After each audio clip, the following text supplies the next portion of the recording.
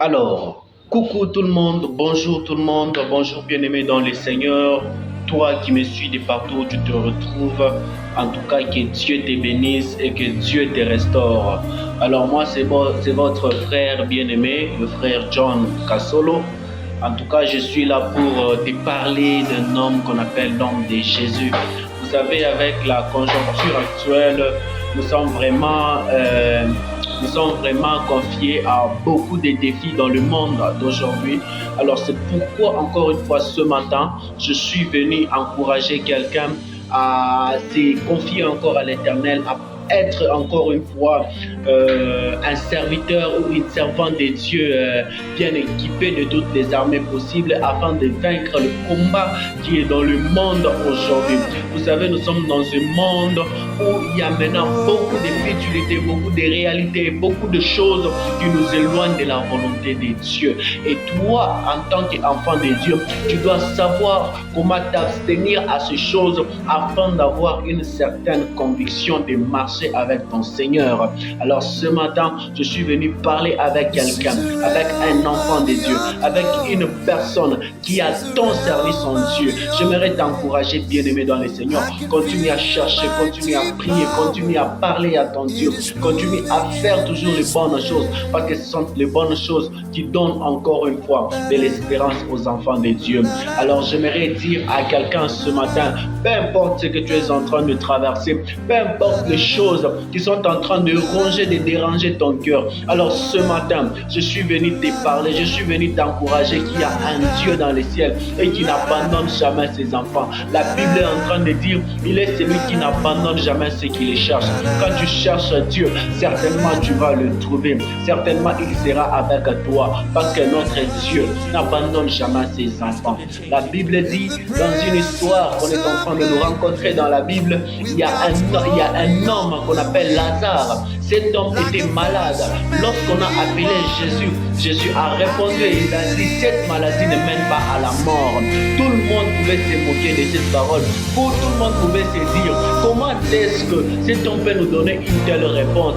Alors que Marthe et Marie, les sœurs de Lazare, étaient là toujours, des vrais amis de Jésus-Christ. Mais lorsqu'ils étaient dans le problème, Jésus leur a envoyé un message disant que cette maladie ne mène pas à la mort. Vous savez, il y a de ces choses qui ça nous amène, c'est rien que par la volonté de Dieu, c'est rien que par pour que l'accomplissement de la volonté de Dieu puisse être réel. C'est pourquoi encore une fois ce matin, ne perds pas espoir. La Bible dit, lorsque Lazare est mort, 4 jours après, Jésus est revenu. Et lorsque Jésus est revenu, Marthe avait toujours la confiance. La Bible dit qu'elle est allée se jeter au pied de Jésus.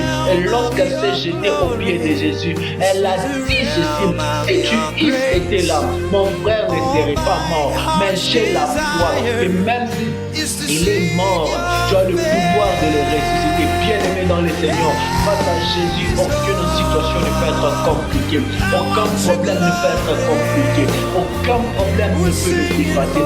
C'est pourquoi lorsque Jésus est arrivé devant le tombe de Lazare, la Bible déclare, Jésus a démonté comme pour enlever la pierre qui se trouvait devant le tombeau de Lazare. Et lorsqu'on a enlevé la pierre qui était devant le tombeau de Lazare, bien-aimé dans le Seigneur, la sœur de Lazare, Marthe pouvait dire, mais Jésus, ça fait déjà 4 jours qu'il est dans le tombeau et il dégage une mauvaise odeur. Mais écoutez la réponse de Jésus. Jésus pouvait dire, Marthe, ne t'ai-je pas dit que si tu crois, tu verras la main de Dieu? Bien-aimé dans le Seigneur, Marthe avait déjà oublié que c'est elle qui avait changé l'odeur. Marie avait déjà oublié que c'est elle qui avait changé l'odeur de la maison où se trouvait Jésus à Béthanie, dans la maison de ses lépreux. Elle a oublié les bonnes œuvres qu'elle faisait. Et lorsqu'il était temps, bien-aimé dans le Seigneur, Jésus s'est rappelé de cette œuvre, que cette femme avait changé l'odeur de la salle où nous étions. Et il est temps aussi que je vous puisse changer l'odeur de son frère qui a maintenant fait 3 jours dans le domo.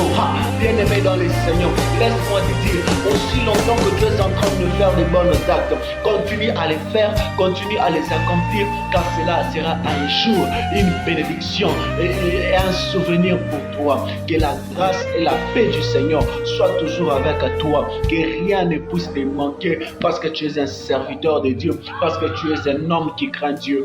Persévère en cela, continue à avoir de la crainte pour ton Dieu, continue à parler de ton Dieu, et je suis sûr que Dieu ne te laissera pas.